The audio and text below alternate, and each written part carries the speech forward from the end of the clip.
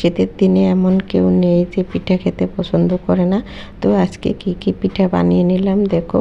তো কিছুটা গরুর দুধ ছিল, সেই গরুর দুধের মধ্যে চালের গুঁড়া, ময়দা, সুজি, চিনি, একটু লবণ দিয়ে ভালো করে এটা একটা ডোর মতো করে আমি পোয়া পিঠা বানিয়ে নিলাম। আর পোয়া পিঠাগুলো খুব সুন্দর হয়েছে, যেমনি ফুলছে খেতে অসম্ভব মজার ছিল। আর ঘরে মুগ ডাল রান্না ছিল, সেটা খাওয়া যাচ্ছে না, আর সেই মুগ ডালটা শুকিয়ে আমি পুরি বানিয়ে নিয়েছি। আর গরম গরম এই ঝাল ঝাল পুরিটা খেতে কিন্তু অসম্ভব মজার হয়েছিল, ছেলে মেয়ে অনেক পছন্দ করেছিল।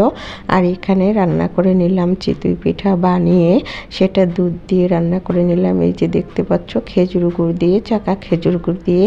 আর শীতকালে কিন্তু এই দুধ চিতই খেতে অনেক মজা। আর বানিয়ে নিলাম ভাপা পিঠা। এই যে দেখতে পাচ্ছ, ভাপা পিঠাগুলো খুবই সুন্দর হয়েছে, যেমনি নরম, খেতে অসম্ভব মজার হয়েছে। খেজুরি গুড়ের নারকেলের পুর দিয়ে ভাপা পিঠা।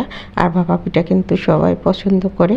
তারপরে মেহমানদেরকে আপ্যায়ন করলাম, অতিথিদেরকে, আর তারা খেয়ে বেশ বেশ খুশি হয়েছে। এটা আমার অনেক ভালো লেগেছে। তো সবাই ভালো থাকো, সকলের জন্য শুভকামনা। সবার সাথে আবার দেখা হবে, কথা হবে অন্য কোনো